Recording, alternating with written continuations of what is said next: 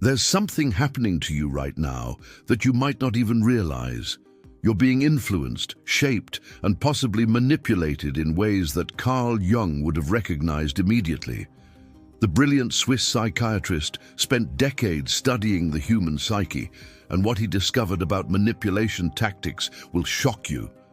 These aren't just random behaviors or coincidences. They're calculated psychological strategies that people use to control your thoughts, emotions, and decisions without you ever knowing it's happening. Jung believed that most people live unconsciously, following patterns and responding to triggers they don't understand. He called this the collective unconscious, but there's a darker side to this concept. When someone understands these unconscious patterns better than you do, they can exploit them. They can make you feel, think, and act in ways that serve their agenda, not yours. And the scariest part, you'll believe it was your idea all along.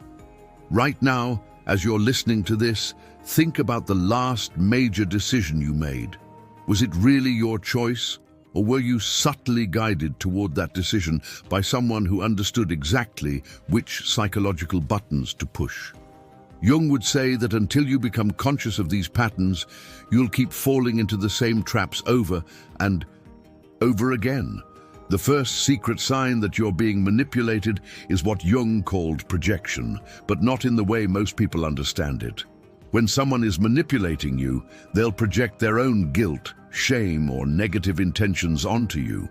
They'll make you feel like you're the problem, the difficult one, the unreasonable person in the situation. This is psychological warfare at its most subtle and effective level. Here's how it works in real life. Let's say you're in a relationship where your partner consistently comes home late without explanation. When you express concern or ask questions, instead of addressing your legitimate feelings, they turn it around on you. They'll say things like, "You're so paranoid," or "Why can't you just trust me?" or "You're being too needy." Notice what just happened. Your reasonable concern about their behavior suddenly became your character flaw. Your need for basic communication became your personal problem. Jung understood that this type of projection serves a specific purpose for the manipulator. By making you question your own perceptions and feelings, they avoid taking responsibility for their actions while simultaneously gaining more control over you. You start to doubt yourself, your instincts, your right to have needs and boundaries. This is exactly what they want, because a person who doubts themselves is much easier to control than someone who trusts their own judgment. The manipulation gets even more sophisticated when they use what Jung called the shadow. Everyone has a shadow. Those parts of ourselves we don't want to acknowledge or show to the world. A skilled manipulator will identify your shadow elements and use them against you. If you pride yourself on being kind and agreeable, they'll exploit that by making you feel cruel or unreasonable whenever you try to set boundaries. If you value being strong and independent, they'll make you feel weak or needy when you express vulnerability or ask for support. Think about this carefully. Have you ever been in a situation where someone made you feel like expressing your needs was somehow wrong or selfish? Where standing up for yourself was painted as being mean or difficult? That's shadow manipulation, and it's one of the most powerful tools in a manipulator's arsenal because it uses your own values and self-image against you. The second secret sign involves what Jung called the persona, the mask we wear in social situations. Everyone has different personas for different contexts. You might be one way at work, another way with friends, and yet another way with family. This is normal and healthy, but a manipulator will study your personas and then demand that you maintain a specific persona that serves their needs, even when it's inappropriate or exhausting for you. For example, maybe you're naturally more serious and thoughtful, but someone in your life insists that you always be upbeat and positive around them. They might say things like, "Don't be so negative," or "You're bringing down the mood," whenever you express genuine concerns or emotions. They're essentially training you to suppress authentic parts of yourself and maintain a false persona that makes them more comfortable. This is particularly insidious because it often masquerades as encouragement or positivity. The manipulator isn't obviously being cruel or abusive. Instead, they're subtly reshaping your personality to fit their preferences. Over time, you start to lose touch with who you really are beneath the persona they've demanded you maintain. You begin to feel like you're performing all the time, never quite able to relax and be yourself. Jung would say this is a form of psychological colonization. Someone else is occupying your psychic space and dictating how you should be, think, and feel. The most dangerous part is that it often happens so gradually that you don't realize it's occurring until you've already lost significant parts of your authentic self. Have you noticed that you act differently around certain people?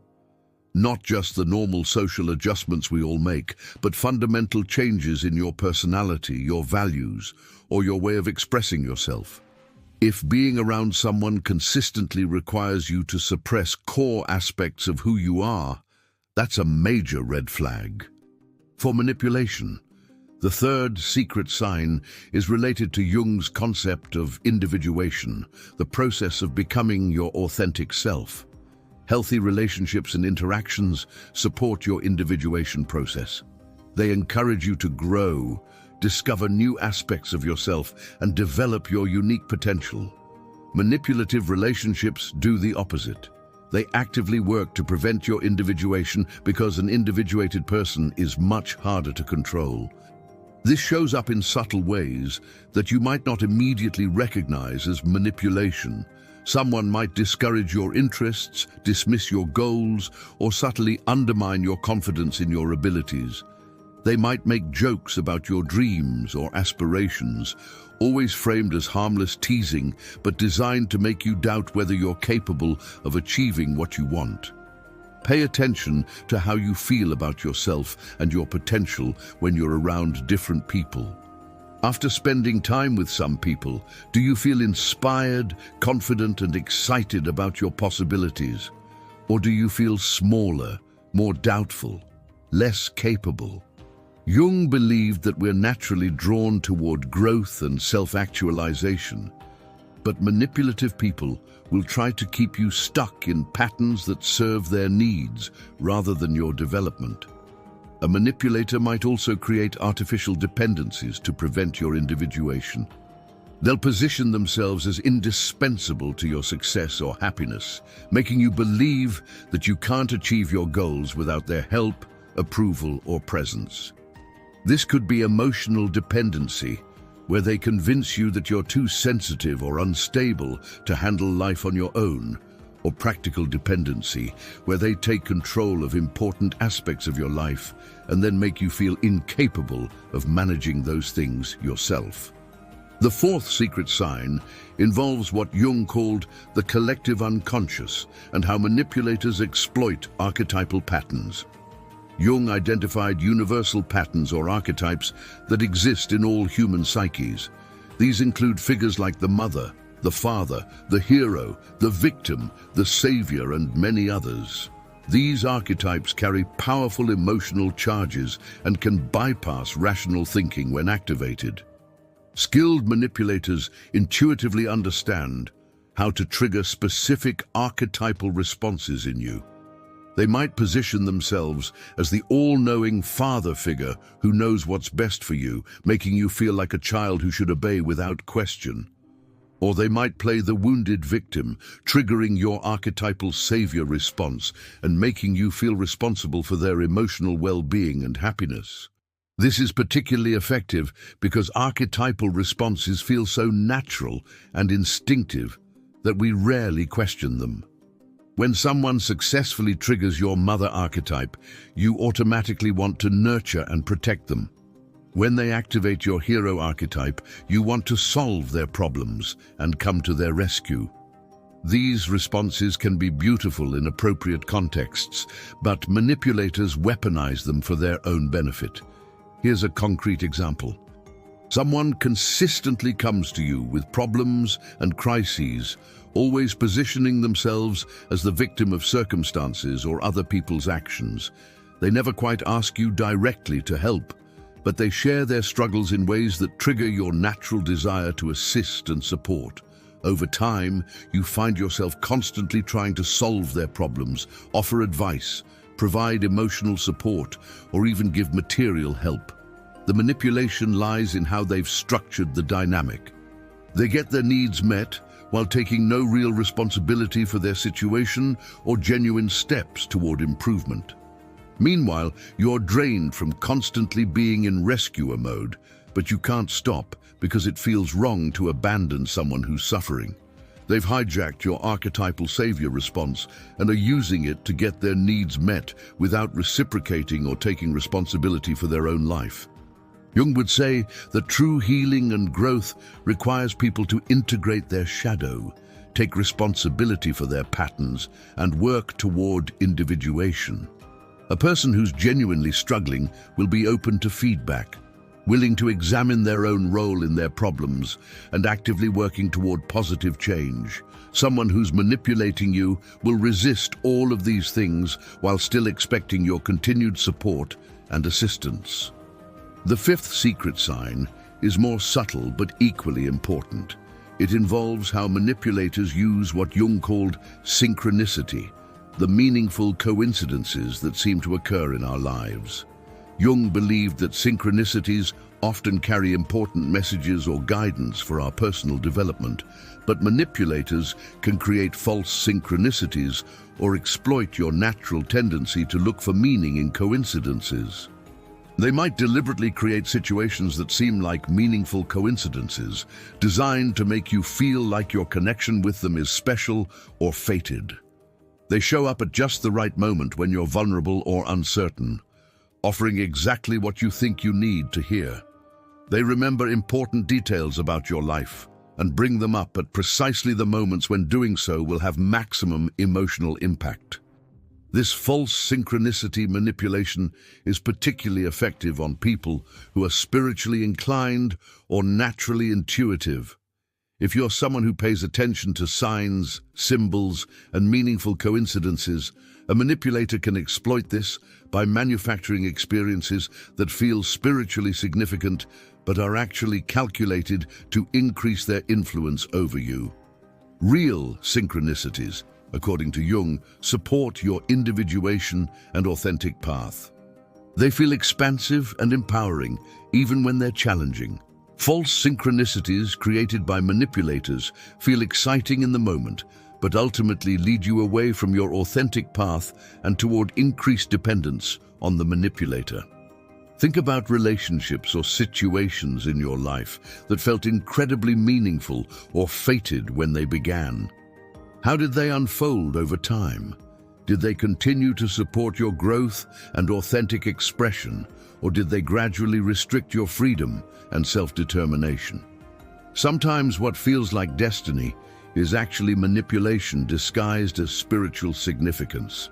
The sixth and perhaps most insidious secret sign involves what Jung called the transcendent function, your natural ability to integrate opposing forces within your psyche and find creative solutions to internal conflicts. Healthy relationships and interactions support this transcendent function. They help you see different perspectives, work through contradictions, and find synthesis between competing needs or desires. Manipulative relationships actively interfere with your transcendent function. Instead of helping you integrate different aspects of yourself, they force you to choose sides within your own psyche. They create artificial either-or situations where you have to abandon one part of yourself to maintain the relationship or situation. For instance, a manipulator might make you choose between your loyalty to them and your relationships with other important people in your life. They'll create conflicts and dramas that force you to take sides, always positioning things so that choosing anyone or anything other than them feels like a betrayal. Over time, you find yourself isolated from other support systems. and increasingly dependent on the manipulator for all your emotional and social needs. This interference with your transcendent function is particularly damaging because it prevents you from developing into a whole, integrated person. Jung believed that psychological health requires the ability to hold paradox, to integrate seemingly contradictory aspects of yourself and your experience.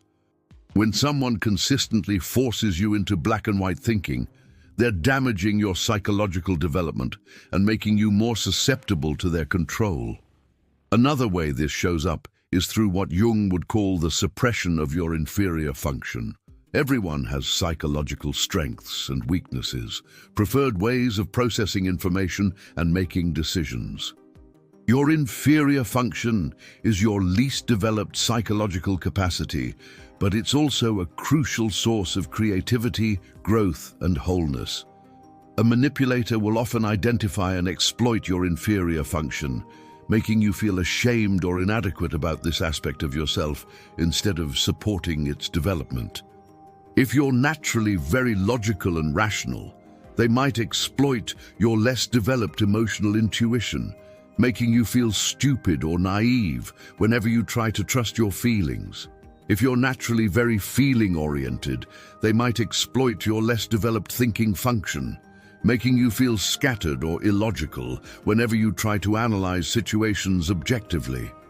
By keeping you disconnected from your inferior function, they prevent you from developing into a complete person, while simultaneously maintaining an area where you depend on them for guidance or validation. This is sophisticated psychological manipulation that most people never recognize because it often feels like helpful feedback or constructive criticism.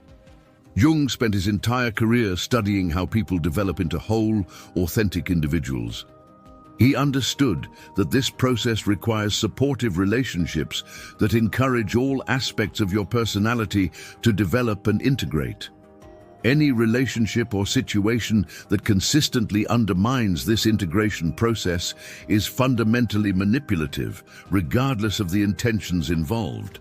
Now, recognizing these signs is only the first step. Jung would say that true freedom comes from making the unconscious conscious, from understanding the patterns that have been controlling you so that you can make different choices.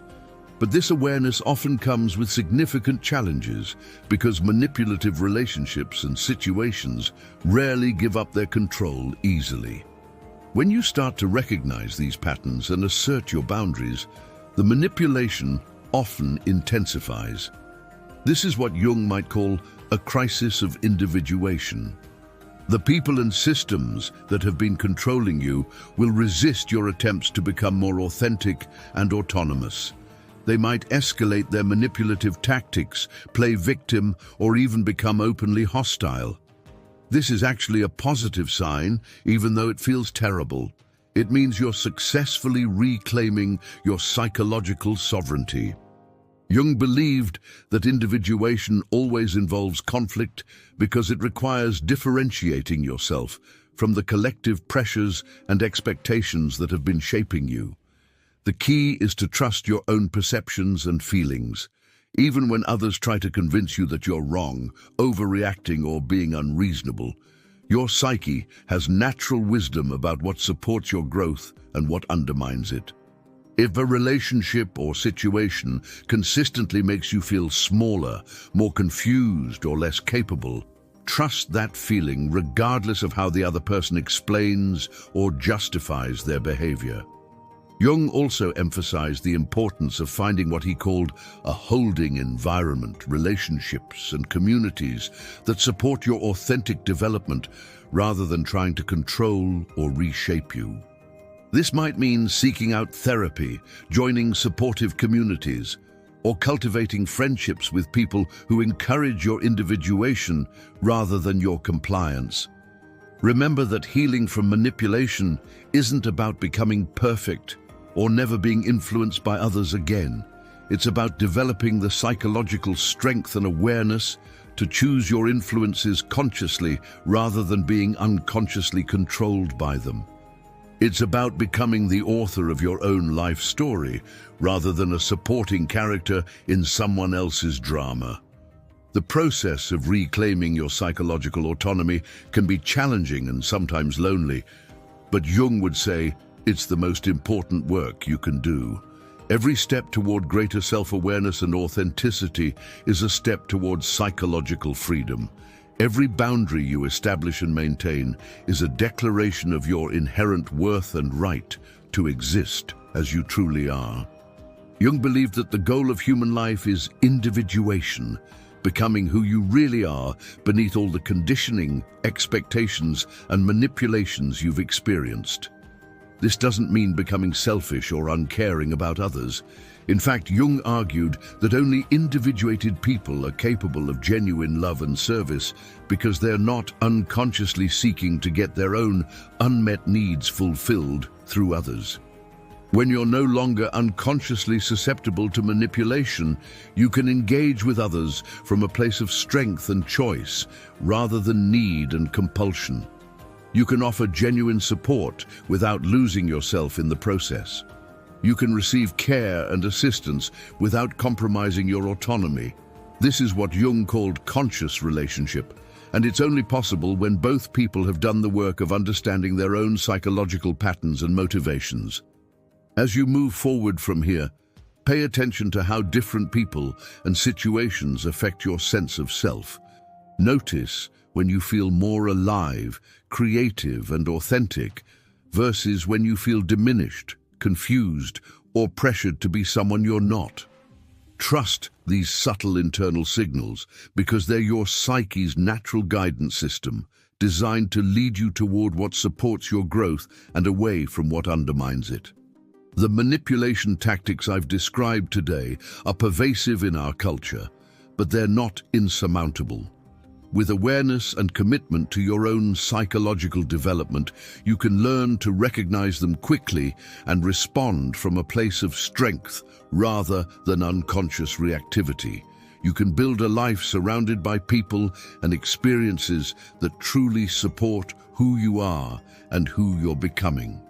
Jung's insights about manipulation and psychological control are as relevant today as they were a century ago, because they address fundamental patterns in human behavior and development. By understanding these patterns, you're not just protecting yourself from manipulation, you're claiming your birthright as a conscious, autonomous individual capable of creating authentic relationships and contributing your unique gifts to the world. Jung also understood something that most people never realize about manipulation. The most sophisticated manipulators don't just control your actions or decisions, they control your reality itself. They create what he might have called a psychological prison, where the walls are invisible but absolutely real. You can't escape because you can't even see that you're trapped. This happens through a process Jung would recognize as the systematic distortion of your perception. A skilled manipulator doesn't just lie to you about specific facts. They lie to you about the nature of reality itself. They teach you to doubt your own senses, your own memory, your own judgment about what's happening around you. Modern psychology calls this gaslighting, but Jung understood it as a fundamental assault on the psyche's ability to navigate the world accurately. Here's how it works in practice. Let's say someone promises to meet you at a specific time and place, but they consistently show up late or not at all. When you express frustration about this pattern, instead of acknowledging their behavior, they tell you that you're remembering wrong, that they never actually committed to that time, or that you're being unreasonably demanding about punctuality. Over time, you start to question your own memory and judgment about even simple factual matters. This is far more damaging than most people realize because it attacks the very foundation of psychological health.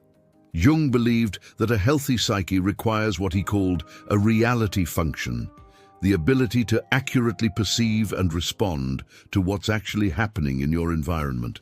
When someone systematically undermines this function, they're creating a form of psychological dependency that's almost impossible to break without outside help. The manipulator becomes your interpreter of reality. Since you've been trained to doubt your own perceptions, you increasingly rely on their version of events to understand what's happening around you. They tell you what things mean, what people's motivations are, what you should be feeling about different situations. Gradually, you lose the ability to think independently about your own experience. Jung would say this is a form of psychological colonization that goes far beyond simple influence or persuasion.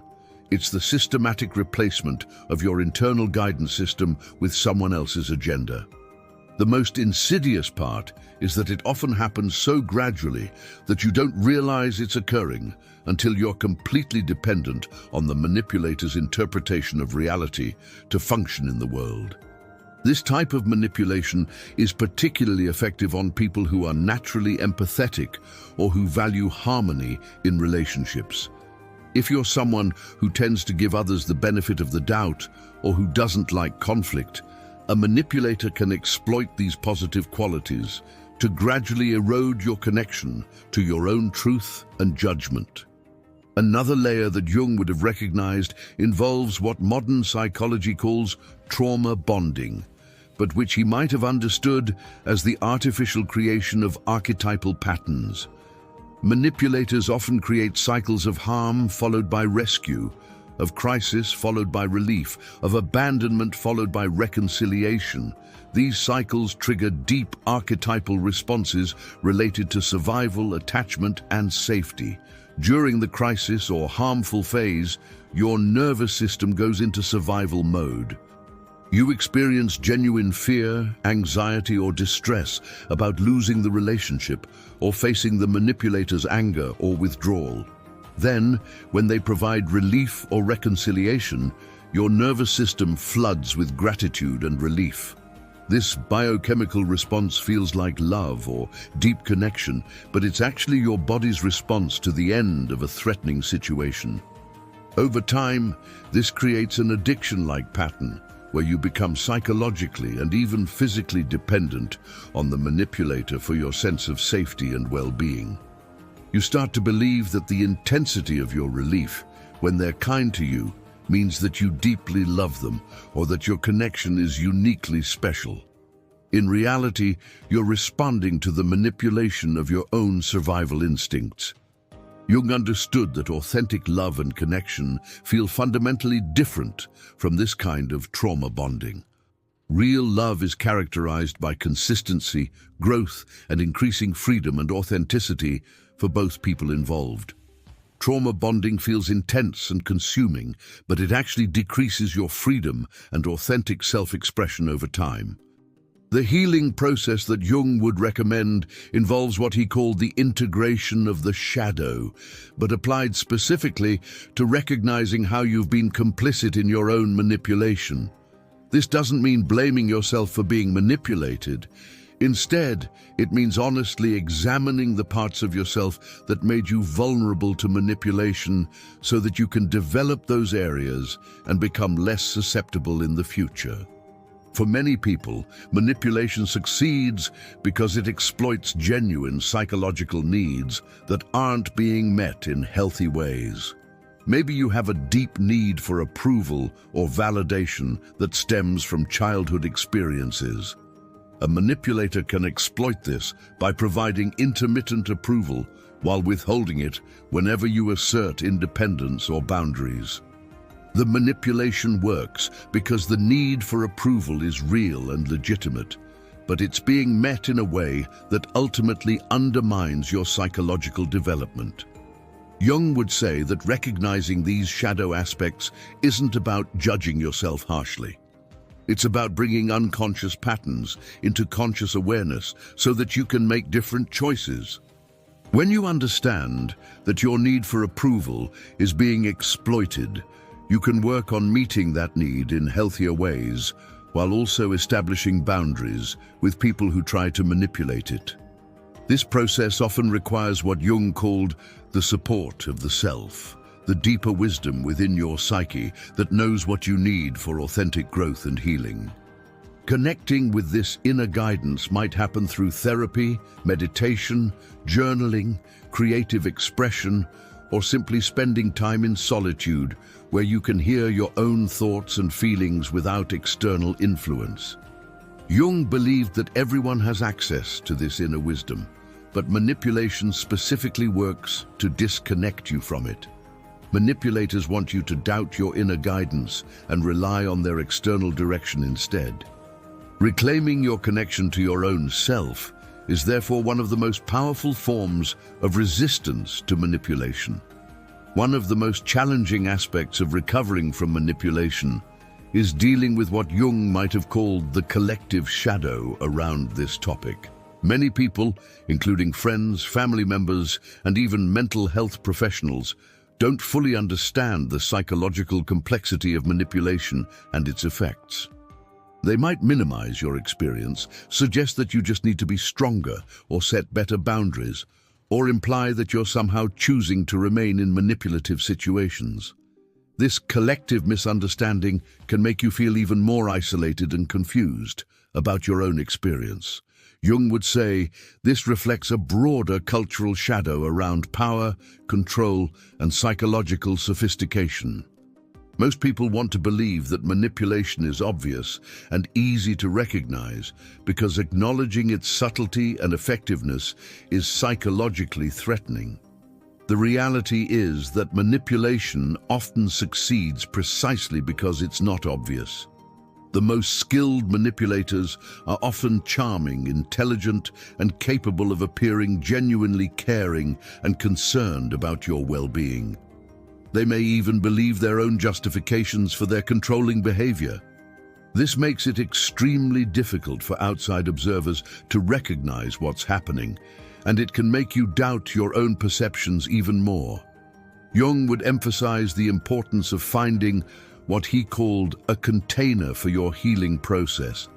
This means creating or finding relationships and environments that can hold the complexity of your experience without trying to simplify it or rush you through the healing process. It means connecting with people who understand that recovering from psychological manipulation is a legitimate and often lengthy process that requires patience, support, and professional guidance. The journey towards psychological freedom and authentic self-expression is what Jung considered the central task of human life. Every step you take toward recognizing and resisting manipulation is a step toward becoming who you really are, beneath all the conditioning and control you've experienced. This isn't just personal healing. It's a contribution to the collective evolution of human consciousness, because every person who becomes more authentic and psychologically free makes it easier for others to do the same. As you continue this work, remember that setbacks and confusion are normal parts of the process. Jung understood that psychological growth happens in spirals rather than straight lines. You might recognize a manipulative pattern clearly one day and find yourself falling back into it the next. This doesn't mean you're failing or that you haven't learned anything. It means you're human and that changing deeply ingrained psychological patterns takes time and practice. The most important thing is to keep returning to your own inner truth and judgment, even when external voices try to convince you that you're wrong. Your psyche has a natural wisdom about what supports your growth and what undermines it. Trust this wisdom, seek support when you need it, and remember that becoming psychologically free is both your right and your responsibility as a conscious human being. In this video, our objective is not to claim that this perspective is the only correct one. We simply want to present Jung's thesis as an intellectual provocation and critical thinking exercise in an impactful way, without inducing anyone to blind acceptance. The intention is to create space for critical thinking, encourage reflection, and allow each person to decide for themselves what to believe. We're not presenting absolute truth, but rather a psychological and philosophical proposal that's worth knowing and questioning. This is Jung's vision, a bold and profound approach that breaks with traditional explanations of human behavior and relationships. But here on this channel, our goal isn't to impose truths, it's to provoke reflection and provide information. And now I want to know, which of these signs resonated most strongly with your own experience? Have you recognized these patterns in your own relationships or situations? Share your thoughts in the comments below, and if this video helped you gain clarity about manipulation in your life, please share it with someone who might benefit from these insights. Subscribe to the channel to continue this journey of psychological discovery and empowerment.